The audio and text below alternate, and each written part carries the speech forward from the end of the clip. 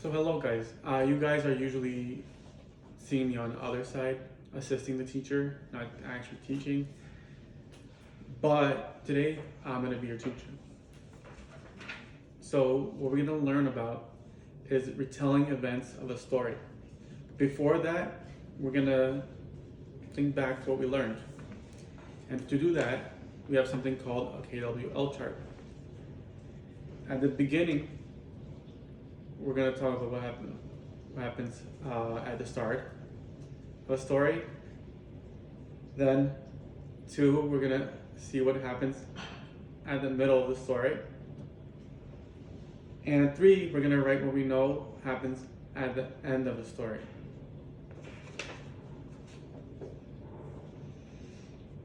I'm gonna give you guys some time to fill it out. Okay. So, what do we know? At the beginning of the story, we get to know the characters and how the events start. For the middle of the story, we find out the major events. Pretty much mean what's happening throughout the story. And then at the end, we get to what is the solution or the end of the story. That's what that is. And before we get to the story, let's talk about a few definitions that just make it a lot easier for us. So the first one is courage, which is standing for something you believe in, even if you are scared. Number two is to separate, which means to keep apart. Number three is equality, when people are treated the same, no matter what they look like or where they come from. And our last one is segregation, which means keeping people apart by the way they look or where they come from. Any questions, guys? No? Okay. So now we are going to start with our story. The story is called Let the Children March by Monica Clark Robinson. Here's a picture of a few kids. And here we see the title again and the few characters that we might see in the book. So let's begin. In 1963, Birmingham, Alabama, I couldn't play on the same playgrounds as the white kids. I couldn't go to their schools. I couldn't drink from their water fountains. There were so many things I couldn't do. Now, do you think it's fair to have laws that don't allow people to do the same things as others? You don't. Okay, I don't think so either. So now, let's start the book. One warm spring night, my family went to church. We weren't having regular service. We were there to hear Dr. King speak. We were there to plan. Let's see what they're planning. And this is Mr. Dr. King. He wanted to raise an army of peaceful protesters to fight for freedom. And protesters are people who are courage, that are fighting for what they believe in. His brown eyes flashing fire and love, Dr. King told us the time had come to march. If I march, Mama said, I lose my job, sure enough. I can't march, Daddy said. I got a family to feed. The weight of the world rested on our parents' shoulders, but this burden this time did not have to be theirs to bear.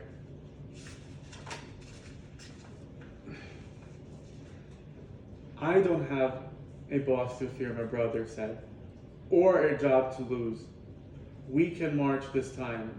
We'll be Dr. King's army, I said. I'll be fine, Daddy. I promised. Don't worry, Mama. And here we are introduced to two of our characters.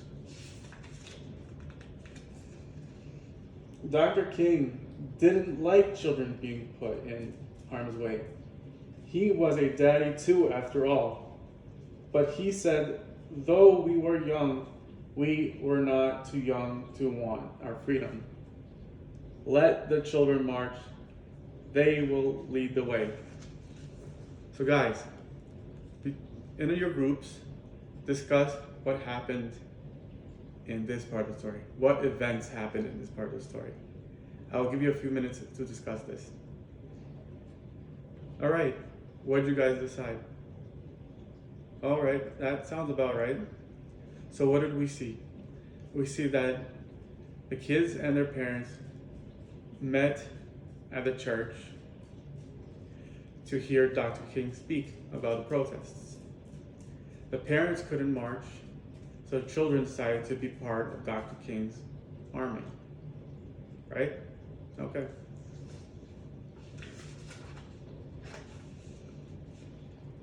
On May 2nd, a sunny Thursday, boys and girls, brothers and sisters, cousins and friends, we all met at the church, dressed in our best, feet ready, in a silence so loud that all I could hear was my racing heart.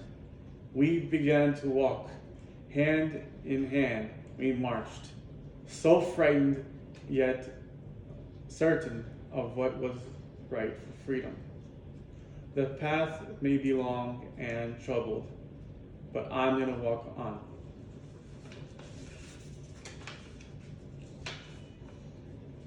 Would I be hurt? Would we be heard? Would it all be worth it in the end? I wanted to run from the angry faces in the crowd, run from danger, run from fear. Boys and girls, brothers and sisters, cousins and friends, on and on we marched, we marched, we marched, singing the songs of freedom, 1,000 strong we came.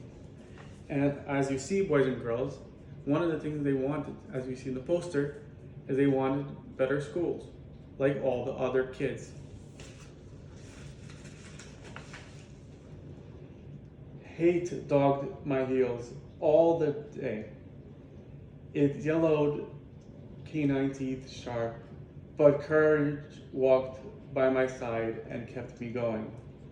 Disperse, or you will be jailed, the police shouted the first day. Disperse, or you will get wet, the police shouted the second day. Disperse, or we will release the dogs, the police shouted the third day. We did not disperse, we kept marching. We wouldn't stop until things started to change.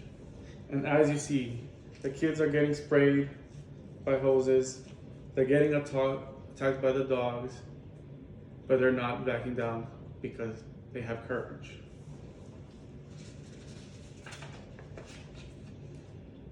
Hundreds of us went to jail on the first day, and even more on the second day.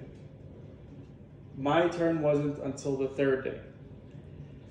After I was sprayed by water, stronger than anything I've ever felt, ruffians pushed me forward, and I fell to my knees.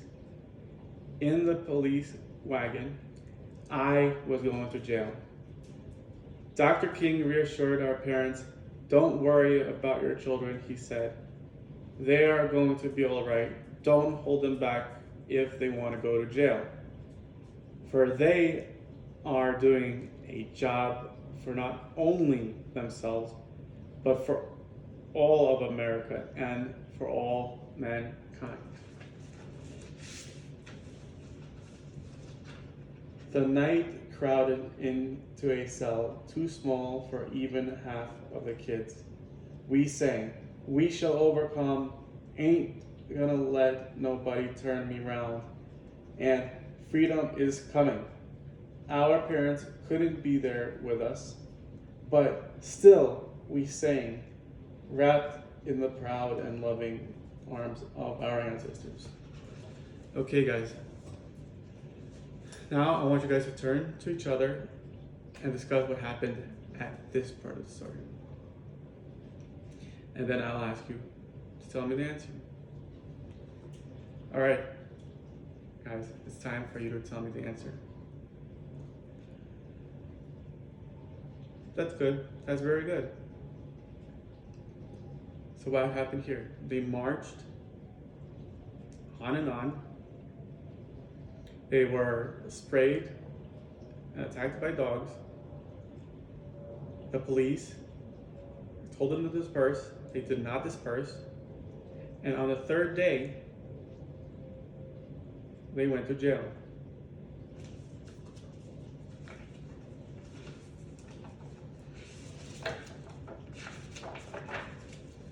All right, let's move on. I was still in jail, but we heard that the next day and the next, more kids marched. The water hoses they used to sting us could not stop our fierce tide. The path may be long and troubled, but I am going to walk on. And as you see, people are yelling at them, but they are still marching on. Turn the other cheek, we had been taught. Show love where there is hate. The world watched as hate bruised us. But for 7 days, we walked only in love. The jail swelled to bursting. And even President Kennedy noticed. Daddy said the president received letters and calls about us from all over the world. Our march would become a memory, a small part of a large story, but we had been heard, and the seeds of revolution were sown.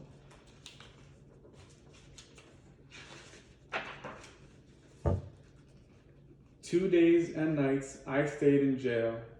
Some stayed even longer. When I left, I was tired and sore, and my best dress was ripped.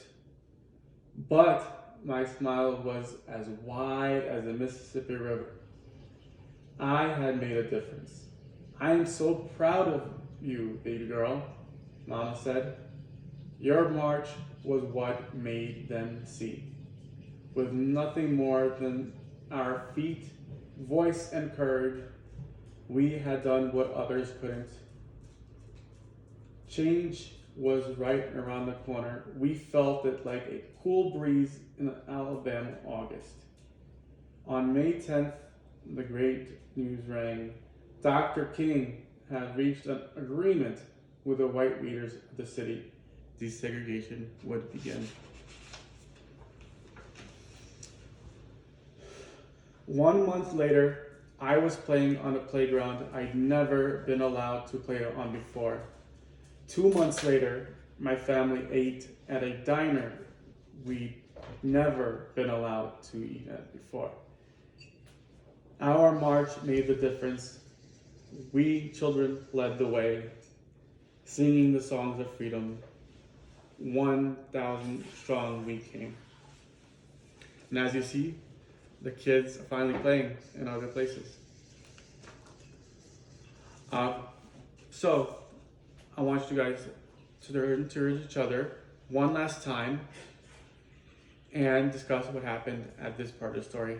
And then tell me. All right, that sounds about right.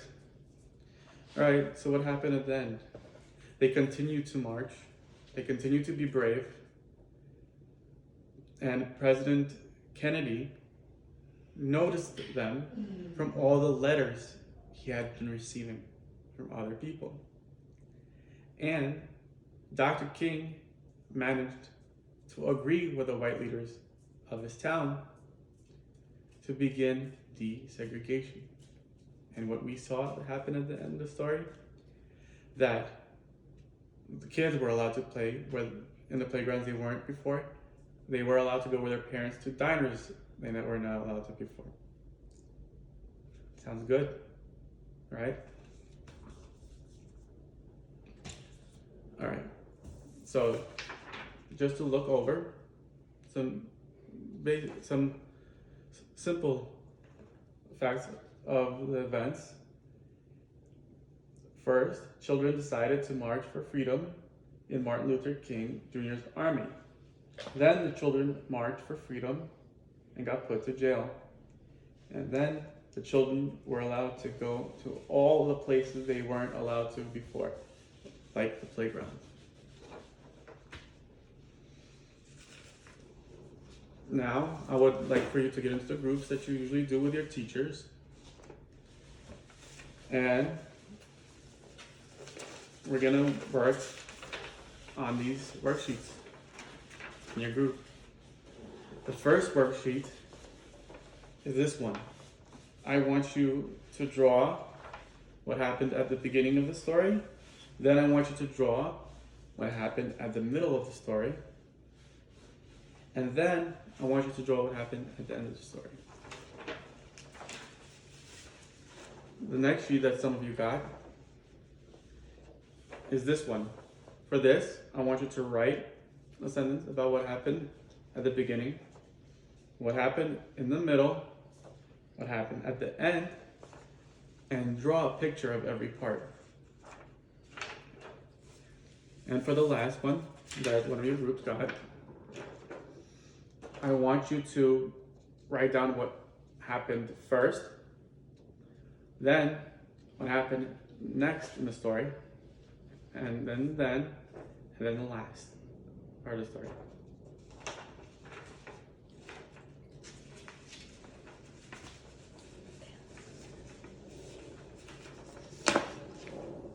Okay, guys. Let's quickly discuss this. Cool, you guys did it. Now we're going to go on to the last one, which is going to be a final assessment. And for this one, we are going to answer first, bubble in the questions of the events that happened in the story and what's your favorite part.